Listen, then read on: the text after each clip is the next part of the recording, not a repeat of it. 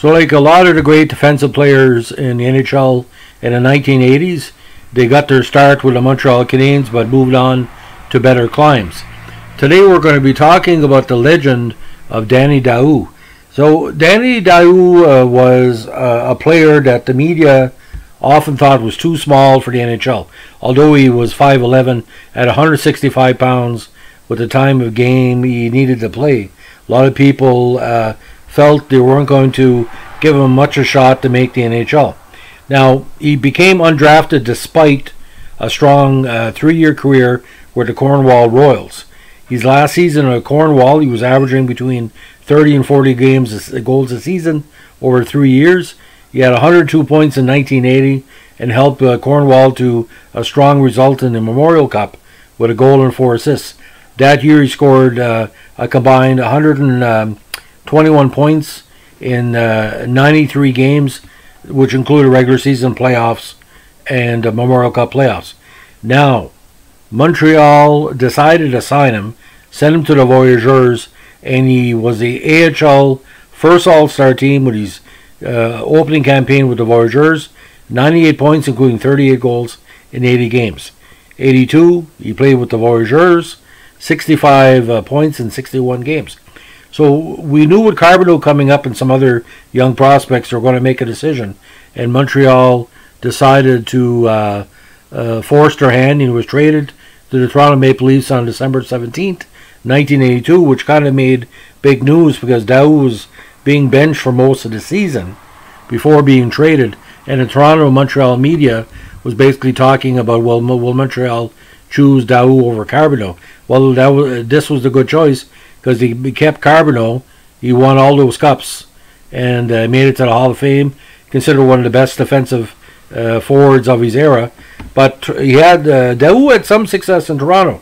He was part of the NHL All-Rookie team in '83, combined with the Habs and Leafs. He had 52 points that season, including 18 goals. Scored 18 in '84, 17 in '85. Again, more defensive side, but his point and goal production were going down. Now, I think his most significant season for me was '87, because in Toronto's Cup run that year, he got 7 points, including 5 goals in the playoffs. And for some reason, never a dirty player. He had 42 minutes in penalties, ladies and gentlemen, in 13 games. He was getting into a lot of aggressive play. Now, after his time with Toronto was done in 1990, he ended up playing internationally for a number of seasons in Europe.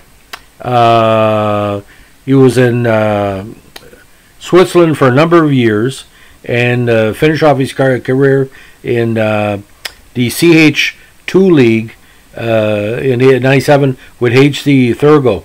A very competent NHLer, very well respected.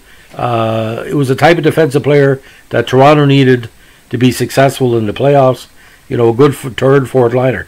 NHL totals: 254 points in 522 regular season games, including 87 goals. 12 points in 32 games in the playoffs, including 7 goals.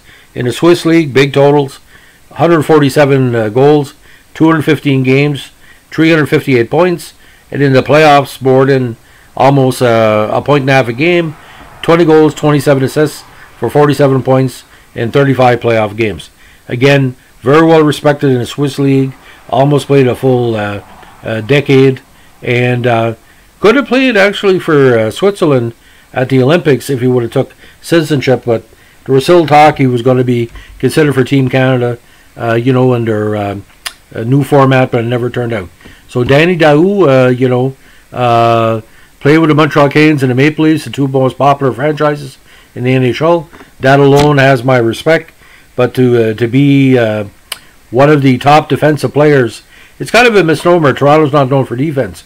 But you think of defense of Toronto in the 1980s, Dan Daoust comes to mind. So, thanks for listening. Have a great day. Bye.